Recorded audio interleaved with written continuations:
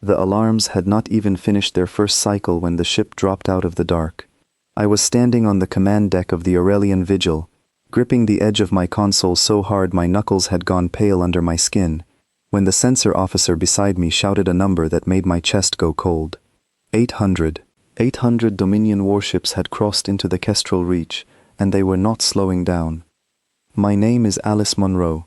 I hold the rank of Lieutenant Commander in the Coalition Defense Fleet, and on that day, I had exactly 143 ships under my authority to stop an armada that outnumbered us more than 5 to 1. I had trained for battle. I had studied every simulation the Academy could throw at me. Nothing had prepared me for watching a wall of enemy hulls fill the main display like a slow, creeping shadow swallowing the stars one by one. "Confirm the count," I said, and my voice came out steadier than I felt. "Confirmed, Commander, 800. They are holding formation. ETA to the outer marker, 11 minutes. 11 minutes. I had 11 minutes to decide how 143 ships would face 800 and somehow not simply become debris scattered across the Reach. The Kestrel Reach was not supposed to matter this much. It was a quiet border system, 3 habitable moons and a handful of mining stations, the kind of place that shows up in supply reports and nowhere else. But it sat at the only stable jump corridor between Dominion space and the heart of the Coalition worlds, and the Voron Dominion had decided, after years of posturing and broken treaties, that quiet borders were meant to be crossed. I had been given command of the defense 3 days earlier, after Fleet Admiral Corrin was recalled to deal with an uprising on one of the outer colonies. 3 days was not enough time to memorize the names of every captain under me, let alone build a defense against an invasion fleet 6 times our size. I had spent those 3 days running numbers that refused to add up in our favor no matter how I arranged them. "Commander, we have a contact," said Ensign Petra Voss from the communications station. Her voice had an edge to it that made me turn. "A single ship, not Dominion signature. It just dropped out of transit half a light second from our formation." "One ship," I repeated. "Species?" She hesitated. "Human, Commander." The bridge went quiet in a way that had nothing to do with discipline. Every head turned, just slightly, toward the tactical display, where a small green marker had appeared at the edge of our formation. One ship, not 800, not even close to reinforcements. One single vessel, arriving in the middle of what was about to become the worst day of my career. I had heard of humans the way most Coalition officers had heard of humans, through rumor, through cautious diplomatic reports, through stories that sounded too strange to be entirely true. They were the newest species to join the wider galactic community, and in the few short years since first contact, they had already earned a reputation that made older, more established species uneasy. Not because they were strong in ships or numbers. They were neither. It was something else. Something in the way they spoke about conflict, calm and matter-of-fact, that made translators struggle to find the right tone. "Put them through," I said. The voice that came over the channel was male, low, and completely without panic. It was the kind of calm that should not have belonged to a man arriving alone in front of an invasion fleet. "This is Captain Daniel Hart of the human vessel Kentucky, requesting to speak with the officer in command of the Coalition Defense Line." "This is Lieutenant Commander Alice Munro. I am in command. Captain Hart, you are aware of the situation ahead of you." "I am aware," he said. 800 Dominion warships, 143 of yours. I read the sensor feed on the way in." "Then you understand the position we are in." "I do." A pause, brief and unhurried, as if he were choosing words the way another person might choose a tool from a box. "Commander, I would like to request operational command of this defense." For a moment I thought I had misheard him. Around me, I could hear the murmur of my own bridge crew, low and disbelieving. One ship, one captain, from a species barely a decade into contact with the rest of the galaxy, asking to take command of an entire defense line facing annihilation.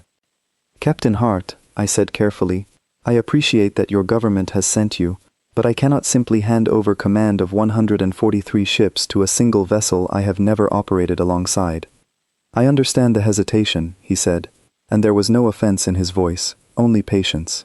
"You don't know me, you don't know my ship, You have every reason to be cautious, but you have 11 minutes, Commander, and in about 10 of them, this conversation will no longer matter, because the fleet in front of you will reach firing range, and this system will be lost.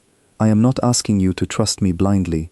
I am asking you to let me try something, and if it fails, you lose nothing you were not already about to lose.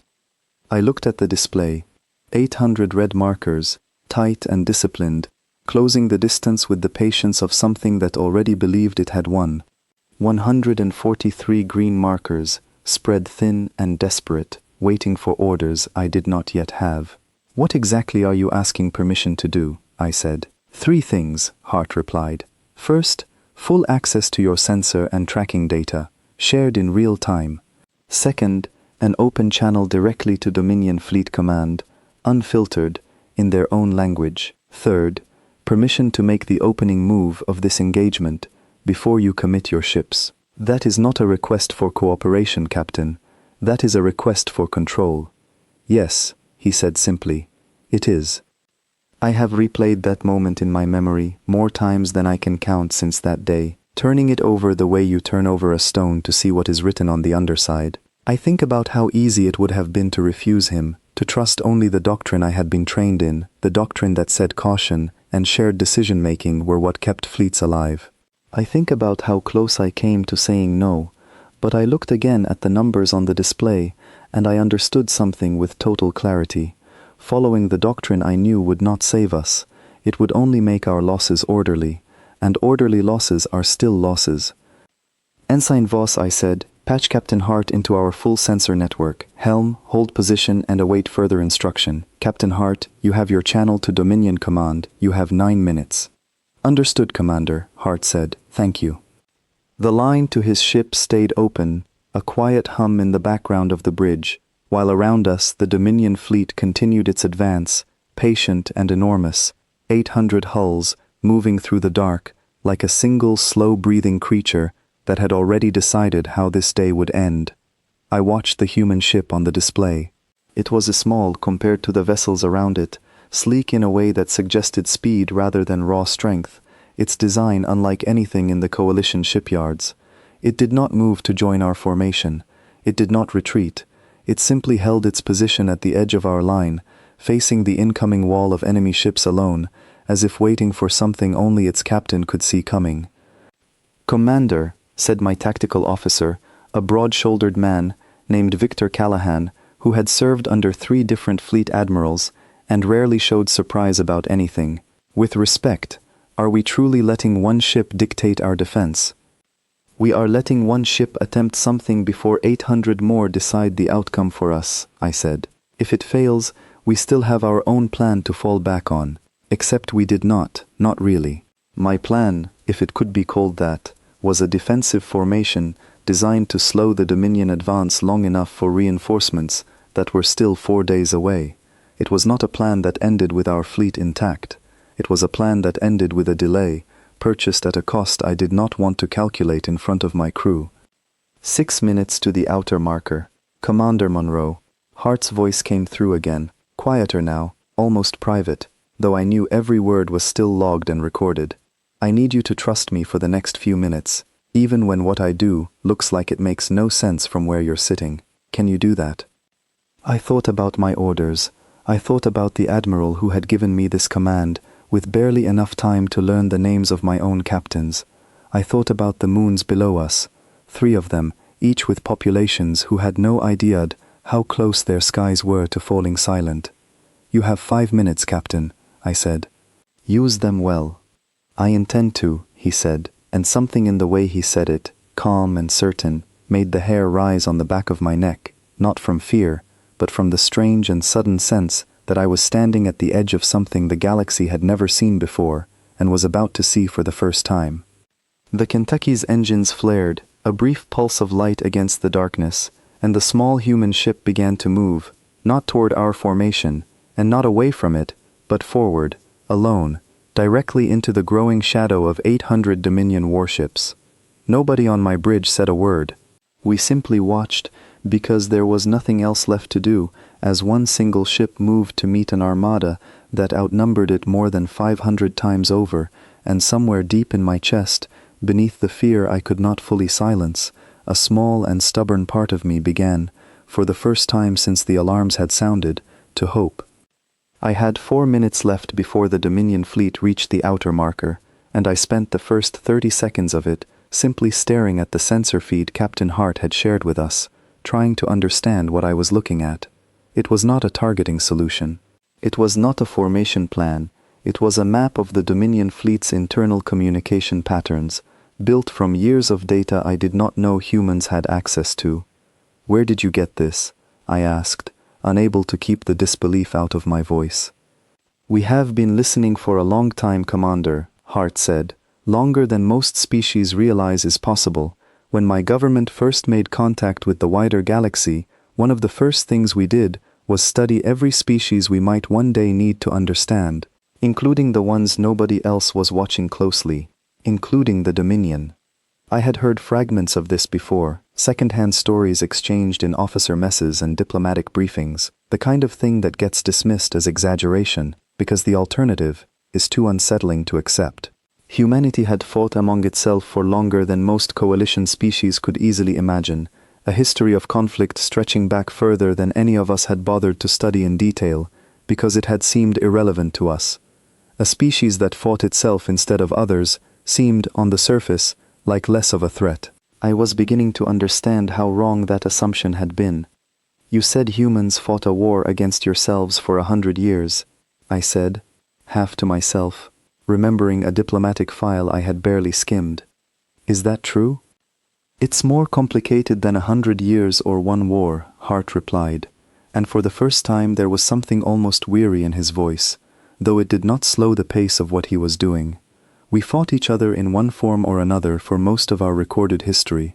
We got very good at studying conflict, not because we enjoyed it, because we had no choice but to understand it, or be destroyed by those who understood it better. And that's why you're here alone," I said, "facing 800 ships like it's a puzzle instead of a death sentence." "It is a puzzle, Commander," he said, "one I intend to solve before it turns into anything else." 3 minutes to the marker. On the display, the Kentucky continued its slow approach toward the Dominion fleet, alone against the wall of enemy hulls, and I watched as it began broadcasting a signal, not toward us, but outward, toward the approaching armada itself. The signal was not encrypted the way I expected. It was open, unfiltered, sent in a dialect I did not recognize at first, until Ensign Voss, her voice tight with concentration, translated the header data scrolling across her screen. "Commander, that's Dominion military cant, not the diplomatic dialect we use in negotiations. It's their internal command language. The kind used between fleet officers, not between governments." "How does he know that language?" I asked, though I suspected I already knew the answer. "The same way we know everything else, Commander," Hart said, his voice calm, even as the enormous fleet continued closing the distance toward his single ship. "We study, we listen, we prepare for wars we hope we'll never have to fight, because the alternative is being caught unprepared for the ones we can't avoid." The message he sent was short, and it was not addressed to the Dominion fleet as a whole. It was addressed, specifically, to a name I did not recognize, a title that Voss identified, after a moment of frantic searching through the diplomatic archive, as belonging to a faction within the Dominion military that had, for years, existed in quiet and unspoken tension with the officers currently leading this invasion. "There's a rift," Hart said, before I could even ask the question forming in my mind. "It's been there for longer than most outside observers realize. The Dominion's Central Command and their Outer Fleet Command have never fully trusted each other. Different doctrines, different philosophies about expansion. The Central Command believes in overwhelming force applied quickly. The Outer Fleet has always favored caution, containment, minimal losses. They've been quietly fighting each other over policy for years, in meetings nobody outside the Dominion ever sees." "And you're using that," I said, understanding beginning to dawn even as the fear in my chest refused to fully release its grip. "I'm reminding them it exists," Hart said, "at the worst possible moment for the officers currently in command of that fleet." On the display, something began to happen that I had not expected. the tight, disciplined formation of 800 Dominion ships, which had been advancing with the patient certainty of an army that already believed it had won, began to shift. Not dramatically, not all at once, but subtly, a handful of ships near the rear of the formation, slowing their approach by fractions of a second, breaking the perfect symmetry that had made the fleet look, moments earlier, like a single unstoppable creature. "Commander," Callahan said from the tactical station, his voice sharp with attention now, instead of skepticism. "I'm reading formation drift in the Dominion rear elements. It's small, but it's there." "Confirmed," Voss added. "And Commander, I'm picking up internal Dominion chatter, encrypted, but the pattern is different from what we've seen before. It's not fleet-wide, it's isolated, small clusters of ships communicating with each other, separate from the main command channel. 2 minutes to the marker." I turned my attention back to the open channel with heart, watching the small human ship hold its position, alone, in front of an armada that had begun, in ways too subtle for the untrained eye to notice, to fracture from within. "What did your message actually say?" I asked. "I told them the truth," Hart replied, "that the officers currently leading this invasion had made a decision that would cost the Outer Fleet Command dearly if it failed, and that if the invasion succeeded, the credit and the future resources would go entirely to Central Command, leaving the Outer Fleet exactly where it has always been. Overlooked, under-resourced. I didn't invent a conflict, Commander. I simply reminded people of one that already existed, at a moment when it was most useful for them to remember it." "That's not a weapon," I said slowly, understanding hitting me with the force of something I should have seen coming from the very beginning. "That's a lever." "Every fleet is more than its ships, Commander," Hart said. "Every ship is more than its weapons. There is always a lever, if you take the time to look for it before you need it. Most people wait until the battle has already started to look for it. By then, it is usually too late." The Dominion fleet's advance had visibly slowed now, the drift in its rear elements spreading forward through the formation like a crack working its way through glass, and though I did not yet know how this would end, I understood, for the first time since the alarms had sounded, that we were no longer simply waiting to be destroyed. "1 minute to the marker, Commander," Callahan said. I looked at the display, at the small human ship holding steady in front of the largest invasion fleet the Kestrel Reach had ever seen, and at the growing cracks spreading through that fleet's once perfect formation, and I made a decision that I knew, even as I made it, would define whatever came next for every ship and every officer under my command. "All coalition vessels," I said, keying the fleet-wide channel, my voice carrying to every ship in the 143 under my command. "Hold position and stand by. Do not advance. Do not retreat. We are not fighting the battle we prepared for. We are fighting a different one, and Captain Hart is going to tell us how." "Copy that, Commander," Hart said, and for the first time since his ship had dropped out of transit, I heard something that might have been the smallest trace of approval in his voice. "Because in about 30 seconds, this fleet is going to do something none of you have seen a Dominion armada do before. And I need every ship you have ready to move the moment it happens." I gripped the edge of my console again, not from fear this time, but from the sharp, electric focus of a person standing at the edge of a plan they did not fully understand yet, but had chosen, against every instinct trained into them, to trust. The seconds ticked down, and 800 Dominion ships, moving toward a fleet of 143 that had chosen not to fight the battle everyone expected, continued to fracture, quietly, invisibly, from somewhere deep inside a chain of command that had never realized how closely it was being watched, until the day it finally mattered most. The outer marker was a line on our tactical display, nothing more, an invisible boundary in the dark that meant everything to every officer watching it. When the first Dominion ships crossed it, I expected the beginning of an attack run, the kind of coordinated strike that had made the Dominion feared across 3 border systems already lost to their expansion. What I saw instead was confusion spreading like water through cracked stone. "Commander, the lead Dominion elements have broken formation entirely," Voss called out, her voice climbing with disbelief. "I'm reading 3, no, 4 distinct groups now, each holding separate headings. They are not moving as one fleet anymore. On the display, the once perfect wall of 800 red markers had split into clusters, some pressing forward with the same aggressive posture as before, others slowing, drifting sideways, as if uncertain whether to advance or hold. It was the kind of hesitation I had never seen from Dominion forces, whose reputation had been built on ruthless, unwavering commitment to whatever objective their command structure had decided upon. "Captain Hart," I said, "your message worked faster than I expected." "Faster and messier," Hart replied. There was no triumph in his voice, only the same steady focus he had carried since the moment his ship arrived. "Fractures like this don't stay contained for long, Commander. Right now the outer fleet officers are questioning their orders. In a few minutes, one of two things happens. Either Central Command reasserts control and the fleet reforms, angrier and more coordinated than before, or the fracture widens and some of those ships stop taking orders from the Invasion Command entirely. And we have no way to know which happens first," I said. "No," Hart admitted, "which is why we're not going to wait to find out. Commander, I need you to move your fleet now, while the confusion is at its worst, not into the main body of their formation. Around it, I'm transmitting a heading. A new pattern appeared on my display, a path curving away from the center of the fractured Dominion fleet, threading instead toward its edges, toward the clusters of ships that had drifted furthest from the main body during the confusion. "You want us to isolate the drifting groups," Callahan said, understanding blooming across his broad face. "Cut them off before they can rejoin the main formation. Every ship you can separate from that fleet now is a ship the invasion commander can't use later, whether the fracture heals or not.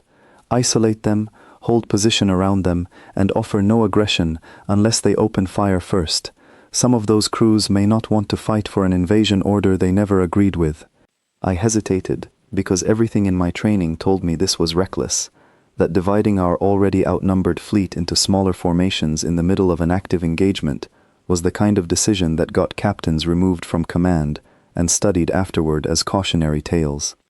But I looked again at the display, at the Dominion fleet fracturing further with every passing second, and I understood that the caution I had been trained in was built for a different kind of battle than the one unfolding in front of me. "All coalition vessels," I said, transmitting Hart's heading across the fleet channel. "New formation, effective immediately. Group 1, Callahan, you have tactical lead on the Northern Isolation Maneuver. Group 2, Captain Reyes on the Meridian's Watch, you have the Southern Approach. We are not engaging the main Dominion formation, we are separating it." "Copy, Commander," came Callahan's response, followed a moment later by Captain Lena Reyes, her voice sharp and ready over the channel. "Meridian's Watch acknowledges. Moving to intercept the Southern Drift Cluster now." The next several minutes unfolded with a speed that made my chest tighten every time I checked the clock. Our 143 ships split into smaller, coordinated groups, moving with a precision I had not thought possible given how little time we'd had to plan, threading around the edges of the fractured Dominion formation like water finding the gaps in a broken dam. "Commander, Southern Cluster is not returning fire," Reyes reported, her voice tight with tension but steady. "Repeat, the Dominion ships in the Southern Drift Group have not engaged. They are holding position." "Same on the Northern Approach," Callahan added. "They're just sitting there, Commander." "Like they're waiting for someone to tell them what to do, because they are," Hart said quietly. "Commander Monroe, some of those ships answer to Outer Fleet Command, not Central Command. Right now, their own officers don't know whether they're supposed to be fighting this battle or refusing to. That hesitation is the only thing keeping this from becoming a slaughter in either direction." I watched the display as our isolation maneuvers continued, small groups of coalition ships surrounding clusters of Dominion vessels that no longer seemed to know which side of their own fleet's fracture they belonged to. It was the strangest battle I had ever witnessed, not because of the violence I had expected, but because of the profound and unsettling absence of it. "Central Command is trying to reassert control," Voss called out suddenly. "I'm reading a new transmission, fleet-wide, direct from what looks like the flagship. They're ordering all Dominion elements to reform and press the attack, regardless of prior orders." "How much of the fleet is still listening to that order?" I asked. Unclear, Commander. Some of the drift clusters are showing signs of movement again, but not all of them. Captain Hart, I said, your plan accounted for this. What happens now? Now we make sure the ones who are listening to that order regret it, and the ones who aren't get every reason to keep ignoring it, Hart said. Commander, transmit to the isolated clusters directly, on an open channel, no encryption. Tell them the coalition has no intention of firing on ships that hold position and refuse the invasion order. Tell them safe passage back to Dominion space will be guaranteed to any vessel that stands down before the fleet reforms. You want us to offer them an exit, I said. I want us to give the officers in those ships a reason to believe that standing down is not the same as surrender, Hart said. Central Command wants them to believe their only choices are to fight or be destroyed. We are going to prove that isn't true, in front of the entire fleet, at the worst possible moment for the officers giving that order. I gave the order, and Voss transmitted it across every open channel we had, a message broadcast not in the cautious, careful language of diplomacy, but in plain, direct terms meant to be understood immediately by officers who had only seconds to decide what kind of battle they wanted to be part of. The response was not immediate. For nearly a full minute, the display remained tense and uncertain, drift clusters hovering at the edges of the fractured Dominion formation, neither advancing nor retreating, while the Central Command's reform order continued blaring across the fleet-wide channel like a drumbeat nobody was quite ready to march to. Then, one by one, ships began to break away. Commander, Voss said, her voice barely above a whisper, as if she did not quite believe what she was reading. I'm tracking multiple Dominion vessels altering course. They're not rejoining the main formation. They're moving toward the jump corridor, toward Dominion space. How many? I asked. Growing, Commander. Currently at 23 ships and rising. 23 ships that would not fire another shot in this battle, separated from an invasion fleet that had arrived certain of its overwhelming advantage, peeled away not by force, but by the simple offer of a choice they had not known they were allowed to make. Central Command is not going to let this stand, Hart said, his voice carrying a new edge of urgency for the first time since the engagement began. Commander, the officers still loyal to the invasion order are about to do something reckless. To prove the fracture hasn't cost them control. I need your fleet ready to move again, and I need it now. I looked at the display, at the remaining core of the Dominion fleet, still numbering well over 600 ships despite the losses to defection, reforming with the tight, aggressive discipline that had made them feared across the border systems, and I understood that whatever calm had settled over the battle in the last several minutes was about to end. All coalition vessels, I said, my voice steady despite the tightening in my chest, stand by for new orders. The real fight has not started yet. The reformed Dominion Corps did not hesitate the way the fractured fleet had. It moved with a single, terrible purpose, 600 ships closing the distance toward our positions, with the kind of speed that told me their remaining officers had abandoned caution entirely in favor of proving their control was still absolute. Commander, I'm reading a change in Dominion formation, Callahan reported. They're not approaching as one mass anymore. They've split into 3 attack columns, fast approach vectors, converging on our northern and southern isolation groups. I understood immediately what that meant. The Dominion Command had realized our fleet was scattered across multiple smaller formations, spread thin to isolate the drift clusters, and they intended to punish us for that decision by striking each group before we could reconsolidate. Captain Hart, I said, your assessment. They're trying to make an example, Hart replied, and for the first time I heard something sharpen in his voice, a shift from calculated patience to focused urgency. If they destroy even one of your isolated groups quickly and decisively, it sends a message to every hesitant officer still holding position in those drift clusters. It tells them the fracture doesn't matter, that resistance still ends the same way. Then we need to protect those groups, I said. We need to make sure protecting them costs the Dominion more than they're willing to pay, Hart corrected. Commander, transmit new headings to Callahan and Reyes. I'm sending a formation pattern now. The pattern that appeared on my display was unlike anything in Coalition tactical doctrine, a series of overlapping firing arcs that positioned our smaller, isolated groups not as separate vulnerable formations, but as pieces of a single defensive lattice, each covering the blind spots of the others in ways that would only work if every ship moved with exact timing. "This requires precision we haven't trained for," Callahan said over the channel, his voice tight with the effort of processing the pattern in real time. "Commander, this coordination window is measured in seconds, not minutes." "I'm aware," Hart said before I could respond, "which is why I'm not asking you to trust your instincts on this one, Captain Callahan. I'm asking you to follow the exact positioning data as it's transmitted, and to trust the timing even when it feels wrong. Especially when it feels wrong." There was a pause, brief but heavy, before Callahan responded. "Copy that. Following your data, Captain Hart." "Meridian's watch copies as well," Reyes added. "Standing by."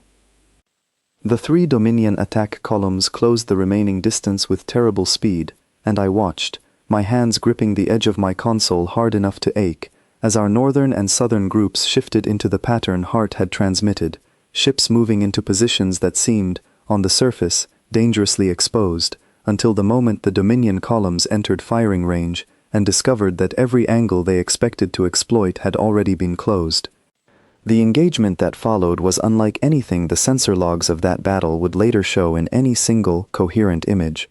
It was fast, precise, and unnervingly quiet compared to what I had expected an engagement of this scale to sound like on the bridge, because so much of what determined its outcome had already happened before the first shot was fired, in the careful positioning of ships that understood exactly where their enemy would try to strike. "Northern column taking losses," Callahan reported, his voice steady despite the tension I could hear underneath it. "But we're holding the lattice. Their attack angles keep collapsing before they can commit." "Southern column pressing harder," Reyes added a moment later. "They've adjusted their approach. Captain Hart, they're not falling for the same gaps twice." "They shouldn't," Hart said. "Commander, I need you to authorize a shift in the southern lattice. It's going to look like we're opening a gap deliberately. We are, but not the one they think." I studied the new positioning data as it scrolled across my display, watching as Hart's proposed adjustment created what appeared to be a clear opening in our defensive formation, directly in the path of the Dominion's southern attack column, an opening any experienced tactical officer would recognize as an opportunity too good to ignore. "You want them to commit to that opening," I said slowly. "I want them to believe it's their idea," Hart said. "Commander, authorize the shift. Reyes, the moment their column commits to that gap, close it behind them, not in front, behind." Reyes did not hesitate this time. "Copy. Closing behind on your mark." I gave the authorization, and the southern lattice shifted, the gap appearing exactly as intended, and for 3 agonizing seconds I watched the Dominion's southern attack column hesitate at the edge of the opening, as if some cautious instinct in their formation recognized the shape of a trap even as their momentum carried them toward it. Then they committed. "Now, Reyes," Hart said, quiet and sharp. The gap closed behind the Dominion column exactly as Reyes had positioned her ships to do, and what had looked, seconds earlier, like an opportunity for the Dominion's southern attack, became instead a formation of coalition vessels surrounding an isolated cluster of Dominion ships that had pressed too far forward, too fast, cut off from the support of the rest of their column. "Commander, Southern Dominion cluster is surrounded," Callahan reported, disbelief evident in his voice, even as he confirmed the tactical reality on his own display. "They're requesting a cease in hostilities." I looked at the numbers scrolling across my console, at the ships we had lost in the engagement, fewer than I had feared but still more than I wanted to accept, and at the Dominion cluster now surrounded and requesting an end to the fighting, and I understood that Hart's plan, whatever its final shape would turn out to be, was working in ways that defied everything I had been trained to expect from a battle this outnumbered. "Captain Hart," I said, "what do we do with the surrounded cluster?" "Offer them the same choice as the drift groups," Hart said. "Stand down, and safe passage is guaranteed. Every Dominion officer who chooses that path tonight is one more crack in the confidence of the command structure, still trying to hold this invasion together." "And the northern column?" I asked, glancing at the display where Callahan's group continued holding its defensive lattice against sustained pressure. "Still fighting," Hart said, and for the first time I heard the smallest trace of concern in his voice. Central Command has committed everything they have left to breaking that formation. They know if it holds, they lose more than ships tonight. They lose the narrative they've been trying to maintain since this invasion began. Then we reinforce it, I said, already keying the channel to redirect ships from our reserve formation. Captain Hart, I want every available coalition vessel moving to support Callahan's position within the next 90 seconds. Agreed, Hart said. Commander, I'm sending updated positioning data now. This is the moment that decides how the rest of this battle unfolds. If the northern lattice holds against this push, the Dominion Corps loses its last credible option for a decisive strike tonight. If it breaks, we lose considerably more than ships. I looked at the display, at the northern formation straining under pressure from a Dominion attack column, determined to prove that the fracture spreading through their fleet meant nothing, and at the reserve ships now moving to reinforce a defensive lattice built on tactics no coalition officer had ever used in actual combat before this day, and I gave the order that would determine, in the next 90 seconds, whether everything Hart's plan had accomplished so far would be enough. All reserve elements, I said, my voice carrying across the fleet channel with a steadiness I did not entirely feel, converge on the northern position immediately. Hold nothing back. This is the moment that matters.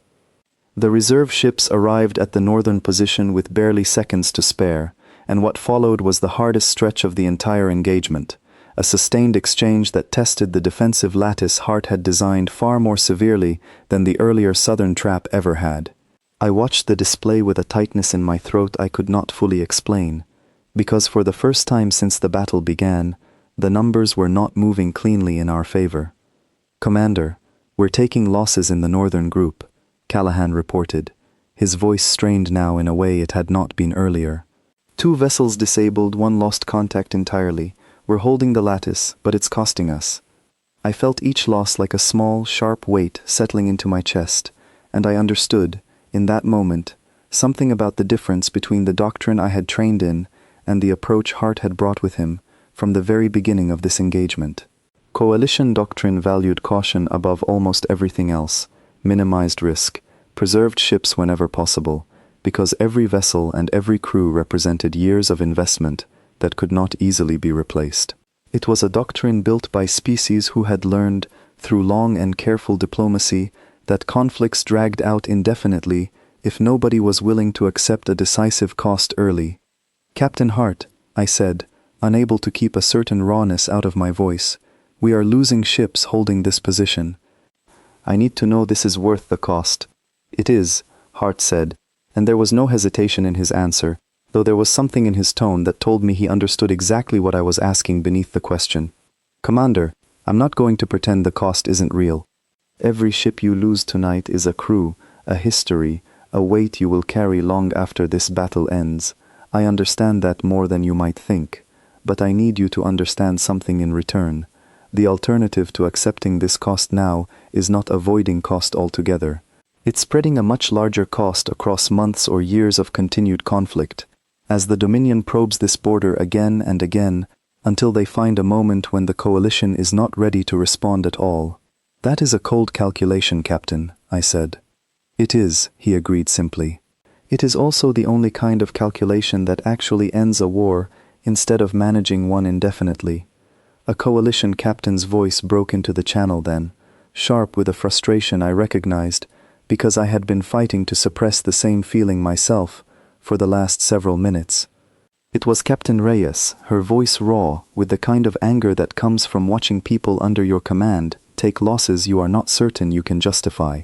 Captain Hart, with respect, my group has already lost 2 ships holding this formation, and I am now being asked to hold position while the northern group takes even heavier losses.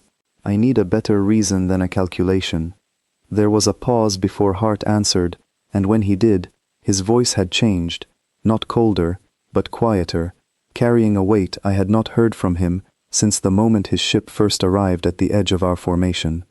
Captain Reyes, he said, I am not asking you to accept these losses because I find them acceptable. I am asking you to accept them because the alternative, right now, in this exact moment, is worse. We did not come here to minimize our own losses tonight. We came here to end this invasion completely, so that the cost being paid right now is the only cost that ever needs to be paid for this. I understand if that is difficult to hear. It is difficult for me too. The bridge was quiet after that, the kind of silence that comes not from agreement, but from the slow, uneasy process of understanding something you did not want to understand. I watched the display, at the northern lattice still holding despite the losses mounting within it, and I thought about everything I had heard about humanity in the years since first contact, the stories that had seemed exaggerated, almost impossible to believe. I was beginning to understand that the stories had not been exaggerated at all. They had simply been incomplete. "Commander," Voss said quietly from the communications station, "Dominion Central Command is transmitting again. Fleet-wide, unencrypted this time. I think they want us to hear it." "Put it through," I said. The voice that came over the channel was cold, formal, carrying the unmistakable authority of someone who had spent their entire career believing that authority alone was sufficient to guarantee an outcome. It spoke in the Dominion's diplomatic dialect, translated in real time by our systems, declaring that the invasion would continue regardless of losses, that the coalition's defense, however unexpectedly effective, would eventually be worn down by the simple, unyielding weight of numbers still remaining in the Dominion's favor. "They're not wrong about the numbers," Callahan said grimly, once the transmission ended. "Even after the defections, they still outnumber us more than 3-1. Numbers are not the only thing that decides a battle," Hart said.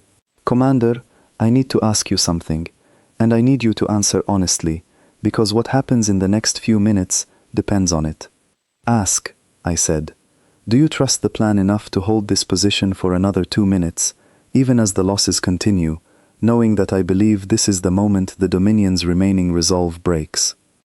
I looked at the display one more time, at the northern lattice still holding, at the ships we had already lost, at the 600 Dominion vessels still pressing forward, despite the cracks spreading through their command structure, and I thought about every calculation I had run in the 3 days since taking command of this defense, calculations that had never once suggested we could hold this line at all, let alone win it. "Yes," I said. "Hold the line, all groups, maintain position, we finish this now." The next 2 minutes were the longest of my career, a sustained and grinding exchange that tested every ship and every crew under my command more severely than anything in the earlier stages of the battle, and I watched, with a growing and painful understanding, as the cost of holding that line continued to climb, ship by ship, each loss a name and a crew I would carry with me long after this day ended. But I watched something else as well. I watched the Dominion's attack, sustained at enormous cost against a defensive lattice that refused to break, begin to slow, not because their numbers had been exhausted, but because the officers commanding that assault had begun, visibly and unmistakably, to hesitate. "Commander," Voss said, her voice tight with something that might have been hope, though neither of us dared name it yet. "Dominion attack tempo is dropping. I'm reading increased internal communication traffic again. It's spreading faster than before." I looked at Hart's marker on the display, the small human ship that had positioned itself at the center of the engagement since the moment the northern reinforcement began, directing the defense with a calm precision that had, in the space of a single battle, rewritten everything I thought I understood about what a single ship and a single captain could accomplish against impossible odds. "Captain Hart," I said, "talk to me. What's happening?" "The cost we're accepting tonight, Commander," Hart said, his voice carrying the first trace of something that might have been quiet, cautious hope, "is finally becoming more expensive than the invasion command wants to keep paying. Hold the line a little longer. I believe we are close to the moment this entire battle turns." The moment Hart had spoken of arrived not as a single dramatic event, but as a cascading collapse that spread through the Dominion fleet faster than anyone on my bridge could fully track. It began with the internal communication traffic Voss had flagged minutes earlier, the same quiet fracture between Central Command and Outer Fleet Command that had first opened when Hart transmitted his message before the battle even started, and it widened now, under the pressure of losses the Invasion Command had not expected to pay. "Commander, I'm reading a break in the Dominion command structure," Voss called out, her voice rising with an urgency that carried both alarm and something close to disbelief. "Multiple Outer Fleet vessels are refusing new orders from the Central Command flagship. Commander, I think this is a mutiny." I had read about Dominion command structures in briefing after briefing since taking this posting, always described as rigid, absolute, built on a hierarchy so strict that open defiance during active combat had never once been recorded in any engagement the Coalition had documented. What I was watching now, on my own tactical display, was exactly that, unfolding in real time. Ships that had spent the entire battle following orders from Central Command suddenly breaking away, some turning their weapon systems offline entirely, others moving to intercept the very flagship that had been directing the invasion since it began. "Captain Hart," I said, my voice unsteady for the first time since the engagement started, "is this what you intended?" "I hoped for it," Hart said. "I didn't know for certain it would happen this completely. Commander, the fracture I identified before this battle began was real, but fractures like that don't always widen into something this decisive. Sometimes they simply stay small cracks that never break the surface. Tonight, the cost of holding your line gave the Outer Fleet officers a reason to finally act on tensions they had been sitting with for years. Central Command flagship is requesting a channel," Voss reported suddenly, her voice tight with tension. "Commander, I think they want to negotiate." "Put them through," I said. The voice that came over the channel was different from the cold, formal transmission we had heard earlier, its authority stripped away by the chaos unfolding within its own fleet. It was the voice of a Dominion officer, likely the invasion's overall commander, though the translation software struggled slightly with a dialect strained by urgency in a way it had not been before. "Coalition forces," the voice said. "This is Fleet Marshal Doran Cale of the Voran Dominion Invasion Command. We are prepared to discuss terms for an immediate cessation of hostilities." I glanced at Hart's marker on the display before responding, and though I could not see his face, I could hear, in the brief silence before he spoke, something that told me he had expected this moment to arrive, even if he had not been certain exactly how. "Fleet Marshal Cale," I said, choosing my words carefully. "This is Lieutenant Commander Alice Monroe of the Coalition Defense Fleet. I am prepared to discuss terms on the condition that hostilities cease immediately across your entire fleet, including any elements still engaged with our forces."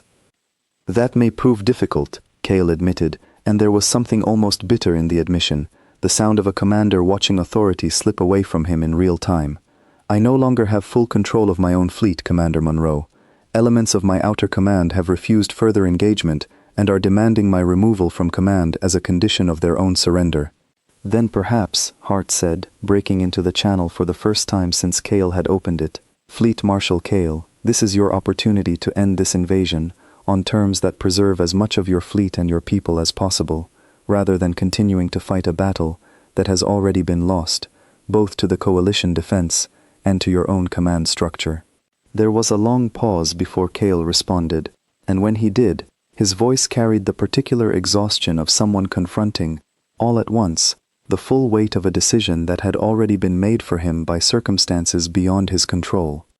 "Who are you," Cale said slowly, "that you understood my own fleet better than I did?" "I am someone who has spent a long time studying how conflicts end, Fleet Marshal," Hart said, "rather than only how they begin. Your invasion was built on the assumption that overwhelming numbers alone would guarantee victory. It very nearly did, but numbers alone have never been enough to hold a fleet together when the cost of continuing becomes greater than the value of the goal being pursued. Your own officers understood that tonight, even before you did."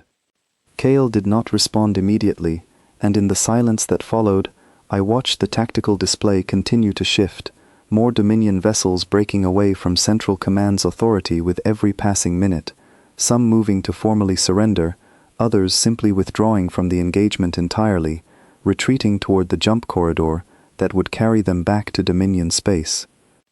"I am prepared to issue a full stand-down order," Cale said finally, his voice heavy with something that sounded, even through the translation, like genuine defeat, "on the condition that any Dominion personnel who surrender are treated according to Coalition protocols for prisoners of conflict, and that my remaining loyal forces are permitted safe passage back to Dominion territory."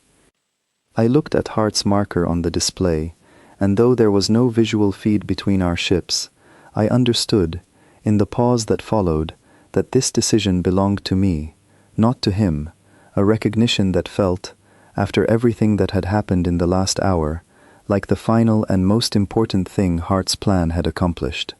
"Fleet Marshal Kale," I said, "the Coalition will honor those terms. Order your remaining forces to stand down immediately, and this battle ends now." The order went out across the Dominion fleet within minutes, and I watched, with an exhaustion I had not fully allowed myself to feel until that moment, as the remaining 600 ships that had begun this engagement in tight, disciplined formation came finally to a full and complete stop, scattered now across a battlefield that told the story of everything that had happened in the last hour. Ships surrendered, ships withdrawn, ships that had simply refused to fight at all. "Commander," Callahan said quietly, his voice carrying the particular weight of someone still processing what he had just witnessed. "The northern lattice held. We're reporting final casualty numbers now." I braced myself for what I expected to be devastating figures, but when the numbers came through, I found myself staring at them for a long moment, unable to fully reconcile what I was seeing with what I had feared throughout the engagement. We had lost ships, we had lost crews. Every loss was real, and every loss would need to be honored properly in the days that followed. But against an invasion fleet of 800 vessels, our losses were a fraction of what any coalition officer would have predicted possible, a fraction that, against impossible odds, we had somehow survived to count. "Captain Hart," I said, my voice quiet now, stripped of the urgency that had carried it through the last hour, "I don't fully understand everything you did tonight, but I understand enough to know that we would not have survived this without it. You survived it because your crews held the line when it mattered most, Commander," Hart said. "I only showed you where to hold it." I looked out at the display, at the scattered remains of an invasion fleet that had arrived certain of its overwhelming advantage, and at the small human ship that had, alone, against 800 vessels, found the single thread that unraveled that certainty entirely. And I understood that whatever story would eventually be told about this battle, across every species in the wider galactic community, it would begin exactly here, in the strange and unsettling calm of a single voice that had asked, at the very start of an impossible night, for nothing more than the chance to try. The days that followed the battle at the Kestrel Reach passed in a blur of reports, debriefings, and a strange new quiet that settled over the Coalition Defense Fleet like something none of us quite knew how to name. Fleet Marshal Kale's surrender had been formalized within 48 hours, his remaining loyal ships escorted back to Dominion territory under terms that both sides, remarkably, honored without incident. The outer fleet officers who had refused his orders were granted the surrender terms Kale himself had negotiated, and within the week, diplomatic channels between the Coalition and the Dominion, closed for months before the invasion began, reopened under conditions that suggested peace, however fragile, was once again possible. I spent most of those first days writing reports that tried, and largely failed, to capture what had actually happened during the engagement in language that made sense within the framework of Coalition tactical doctrine. There was no existing category for what Captain Hart had done, no established terminology for a battle won primarily through the careful exploitation of an enemy's internal politics rather than through superior firepower or numbers. I found myself, more than once, simply describing events as they had unfolded and leaving the analysis to officers with more time and more distance from the engagement than I currently had. "You know," Callahan said to me one evening, several days after the battle, as we reviewed the final casualty and damage reports together, in the quiet of an otherwise empty briefing room, "I keep trying to explain this battle to people back at fleet headquarters, and I keep failing, because every time I get to the part where a single human ship convinced an invasion fleet 6 times our size to fall apart from the inside, it sounds like I'm exaggerating." "You're not," I said. "I watched it happen, and I still find it difficult to believe." "What do you think it means?" Callahan asked. "For the rest of us? For the Coalition? Going forward?" I did not have a complete answer for him then, though I have thought about the question many times since. I know what the immediate diplomatic reports said, because I read most of them in the weeks that followed. Species across the wider galactic community, species that had spent years treating humanity's brief history among the stars with a kind of cautious dismissal, quietly requested updated files on human military doctrine, human history, human capability. The reports that came back, I was told, were considerably longer and considerably more detailed than the ones that had existed before the Kestrel Reach. Captain Hart remained in the system for 3 additional days after the surrender, coordinating with Coalition Command on the transition of Dominion prisoners and the confirmation of the withdrawal terms, and in that time I spoke with him more than I had during the battle itself, conversations that felt, in their quiet, almost ordinary way, stranger than anything that had happened during the engagement. "Can I ask you something, Captain?" I said, during one of the final debriefings before his ship was scheduled to depart. "That has nothing to do with the battle itself?" "Of course," Hart said. "Were you afraid?" I asked, "arriving alone, in front of 800 ships, with only a plan and no guarantee any of it would work?" Hart considered the question for a long moment before answering, and when he did, his voice carried none of the calm certainty I had grown used to hearing from him during the engagement itself. "Yes," he said simply, "I was afraid. I think fear is a reasonable response to facing odds like that, Commander. What matters is not whether you feel it, it's whether you let it stop you from doing the thing you believe needs to be done." "And if the plan had failed," I said, "if the fracture you were counting on had never widened, if Cale had held his fleet together, then I would have died alongside every officer under your command, in a battle we lost," Hart said, "and someone else, eventually, would have had to find a different way to stop the next invasion. That possibility does not disappear just because we found a way to avoid it this time, Commander. It simply means we were fortunate enough and prepared enough that the plan worked when it needed to." I thought about that conversation often in the months that followed, as the story of the Kestrel Reach spread across the wider galactic community, growing, as these things do, slightly larger and slightly more dramatic with each retelling, until it became something closer to legend than to the exhausting, uncertain, deeply human event I had actually witnessed firsthand. What the legend rarely captured, in my experience, was the part that mattered most, the part I found myself explaining again and again to officers from a dozen different species who requested meetings with me in the months that followed, eager to understand what had actually happened at a battle that had, in a single night, changed how the entire galaxy understood a species most of us had barely begun to take seriously. It was not that humans were fearless. Captain Hart had told me himself that he was afraid, and I believed him. It was not that humans possessed weapons or ships more powerful than anything the rest of us had built, because in raw numbers and firepower, the Kentucky had been nothing extraordinary compared to the vessels around it. What made the difference, what had turned an impossible defense into a decisive victory, was something harder to categorize in a tactical report, something closer to a philosophy than a strategy. Humans had learned, through a history longer and harder than most species in the Coalition had bothered to study closely, that conflicts were not survived by minimizing every individual risk indefinitely. They were ended by understanding exactly where the true cost of continuing outweighed the cost of finishing decisively, and by being willing, when that moment arrived, to pay it fully, rather than deferring it to some future battle that would only be worse.